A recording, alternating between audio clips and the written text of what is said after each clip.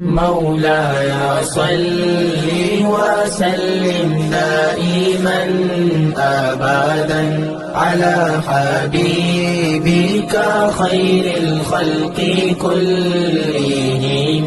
بسم الله الرحمن الرحيم. الحمد لله رب العالمين والعاقبة للمتقين والصلاة والسلام على سيد الأنبياء وخاتم المرسلين وعلى آله وأصحابه أجمعين. اما بعد. بخاری شریف جلد نمبر 1 صفحہ نمبر 386 کتاب الوصایا کا باب اذا تصدق او اوقف بعد مالہ او بعد رقیقہ او دوابہ فہو جائز.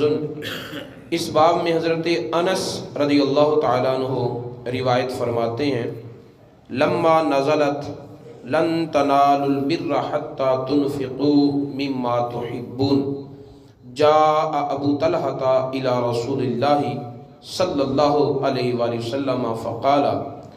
جب اللہ تعالیٰ کا حکم لن تنالوا البر حتى تنفقوا مما تحبون نازل ہوا، جس میں اللہ رب العزت نے یہ ارشاد فرمایا ہے کہ اے میرے ایمان والے بندو، تم اس وقت تک کمال نیکی کو نہیں پا سکتے جب تک کہ اپنی پسندیدہ چیز اللہ کی راہ میں خرچ نہ کرو، جب تک اپنی پیاری چیز رب کے راستے میں وقف نہ کرو، خرچ نہ کرو، تب تک تم نیکی کا کمال حاصل نہیں کر سکتے.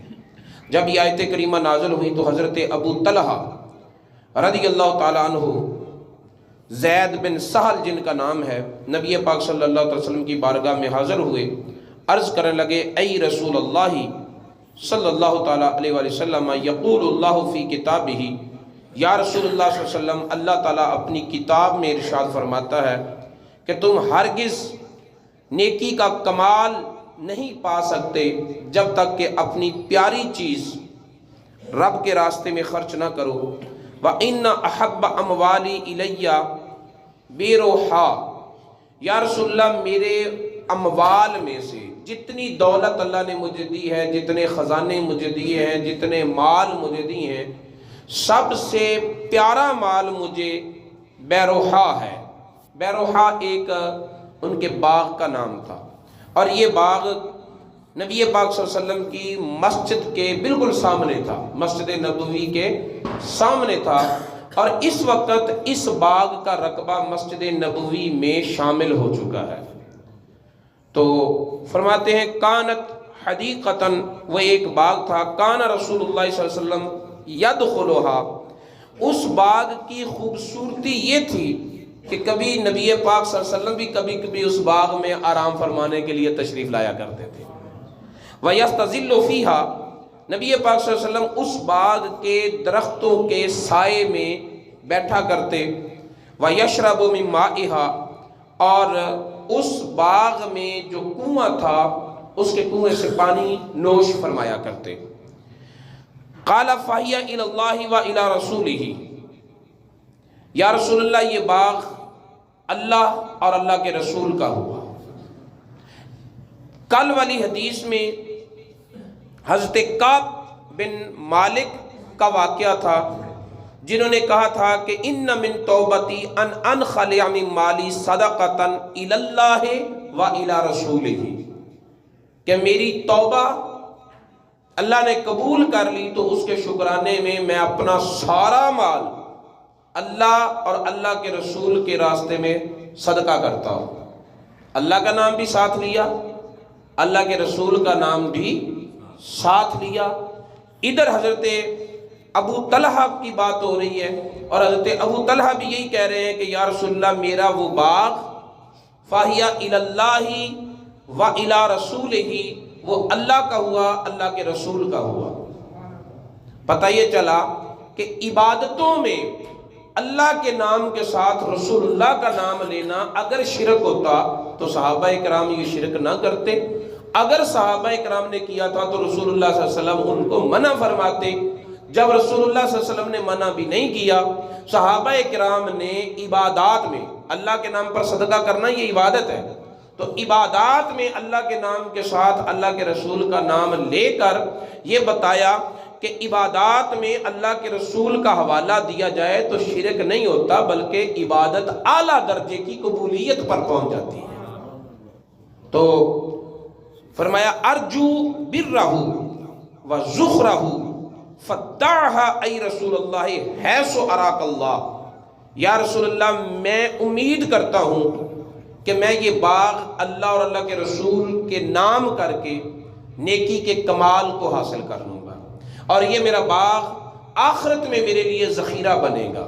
نیکی کا کمال حاصل کرنے کے لیے جہاں اللہ کا نام لیا جا رہا ہے وہاں رسول اللہ کا نام بھی لیا جا رہا ہے، اور اپنے دنیا کے مال کو آخرت میں ذخیرہ بنانے کے لیے جہاں اللہ کا نام لیا جا رہا ہے ساتھ رسول اللہ کا نام بھی لیا جا رہا ہے.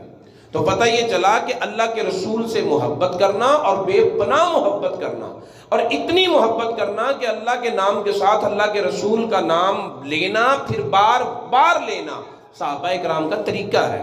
دین اسلام کی تعلیمات کا حاصل ہی یہ ہے کہ ہم اللہ اور اللہ کے رسول کے ساتھ بے پناہ محبت کریں، اور اتنی محبت کریں کہ اللہ اور اللہ کے رسول کو جدا جدا کر کے نہ مانیں، بلکہ اس محب اور محبوب کے محبت بھرے تعلق کو ایک ساتھ مانے. ہاں اتنا ضرور ہے کہ وہ خدا ہے، یہ اس کا بندہ ہے، یہ خدا نہیں. خدا نہیں، اس کے بعد اللہ کے قرب کے جتنے مرتبے ہیں سارے کے سارے اس بندہ خاص کو حاصل ہیں. تو یا رسول اللہ آپ اس باغ کو جہاں چاہیں خرچ کریں، جو اللہ تعالیٰ آپ کو دکھائے وہاں پر آپ اسے خرچ کریں. فقال رسول اللہ صلی اللہ علیہ وسلم بخ یا ابا طلحہ. رسول اللہ صلی اللہ علیہ وسلم نے فرمایا واہ واہ اے ابو طلحہ. بڑا خوش ہوئے، بہت خوش ہوئے. ابو طلحہ تو نے کمال کر دیا. ذالک مال رابح، یہ مال بڑا نفع دینے والا ہے، تو نے اللہ اور اللہ کے رسول کو دیا، بہت نفع بخش ہے. قد قبلناہ منک، ہم نے اس مال کو تجھ سے قبول کیا. اب یہاں پر اندازہ کریں، رسول اللہ صلی اللہ علیہ وسلم یہ نہیں کہتے میں نے قبول کیا، صحابی کہہ رہا ہے اللہ اور اللہ کے رسول کے نام کیا، اور رسول اللہ صلی اللہ علیہ وسلم کہتے قبلناہ منک، ہم نے یہ نذرانہ تیرا قبول کیا، یعنی میں نے بھی قبول کیا، میرے رب نے بھی قبول کیا. تو رب کی قبولیت کی سند زبان مصطفیٰ سے مل رہی ہے، رب کی قبولیت کی سند زبان مصطفیٰ سے مل رہی ہے. ہم نے تجھ سے یہ نذرانہ قبول کیا، اور پھر قبول کر کے کیا کیا؟ رددناہ علیک، تجھے واپس بھی لوٹا دیا. لے لیا اور لے کر مالک نہیں بن گئے، ہیں مالک آپ ہی، لیکن رسول اللہ صلی اللہ علیہ وسلم نے حضرت ابو طلحہ کی اس پیش قدمی پر یہ نہیں کہا کہ حضرت ابو طلحہ سے لیا حضرت علی کو دیا، اپنے کسی بیوی کو مالک بنا دیا، اپنے کسی بیٹی کو مالک بنا دیا، اپنے کسی داماد کو مالک بنا دیا. نہیں، یہ کام نہیں کیا. یہ کام آج کل کے پیروں کا ہے، رسول پاک کا نہیں. رسول اللہ صلی اللہ علیہ وسلم نے مال لیا، خوش ہوئے، خوش ہو کر اس کو قبولیت کی بشارت دی، پھر فرمایا کہ یہ تیرے ہی سپرد کیا اور تیری ذمہ داری یہ لگائی، فَاجْعَلْهُ فِي الْأَقْرَبِينَ، اپنے قریبی رشتہ داروں میں اسے تقسیم کر، اپنے قریبی رشتہ داروں میں اسے تقسیم کر دے. فَتَصَدَّقَ بِهِ ابو طلحہ عَلَى ذَوِي رِحَمِهِ، تو حضرت ابو طلحہ نے وہ باغ اپنے قریبی رشتہ داروں پر تقسیم کر دیا. اب اس سے یہ بھی پتہ چلا کہ تیرا وہ مال جو اللہ اور اللہ کے رسول کی بارگاہ میں قبولیت پاتا ہے، یہ وہ مال ہے جو تو اپنے قریبی رشتہ داروں پر خرچ کرتا ہے. تیرے اپنے رشتہ دار تیری مہربانیوں کے محتاج ہوں اور وہ ترستے رہیں، وہ لوگوں سے امداد مانگتے رہیں، اور تو غیروں کے لیے حاتم تائی بنا ہو، تو اس کو اللہ اور اللہ کے رسول نے پسند نہیں کیا. لہٰذا نبی پاک صلی اللہ علیہ وسلم کی ایک زوجہ محترمہ نے ایک لونڈی کو آزاد کر دیا. تو نبی پاک صلی اللہ علیہ وسلم نے فرمایا تو نے وہ لونڈی آزاد کر دی؟